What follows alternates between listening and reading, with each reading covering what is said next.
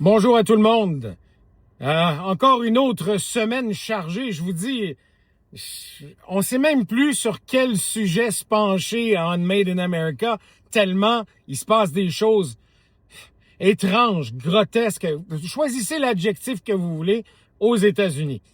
Donald Trump a commencé la semaine en tweetant, ou enfin, je sais pas trop quel terme utiliser, là, une éructation cérébrale sur son média social personnel en disant qu'il est très content que Robert Mueller soit mort. Enfin, il ne pourra plus heurter des personnes innocentes. Et vous comprendrez que personnes innocentes dans la tête de Donald Trump, ça veut dire Donald Trump. Également, il a donné un mandat assez clair au Congrès en disant « Penchez-vous sur la question des juges voyous. Il faut restreindre leur capacité d'être voyous. » C'est quoi un juge voyou? Écoutez, ça prend pas une tête à Papineau pour comprendre que ce sont des juges qui prennent des décisions judiciaires qui vont à l'encontre des volontés de Donald Trump.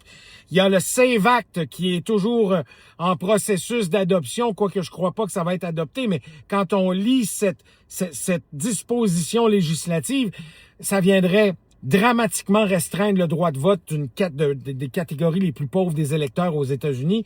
Je veux dire, ça n'a aucun bon sens. En fait, un État devrait faciliter et non pas rendre plus difficile le droit de vote. Du moins, c'est comme ça que ça fonctionne dans une vraie démocratie.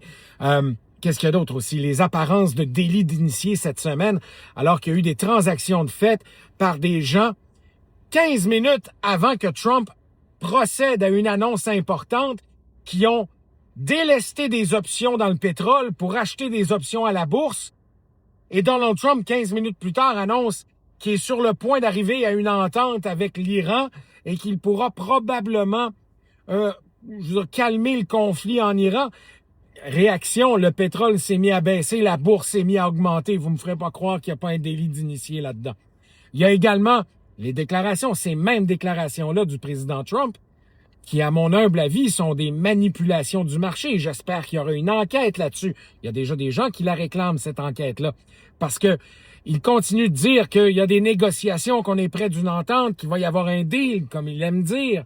Sauf que en Iran, on nie catégoriquement qu'il y a des négociations.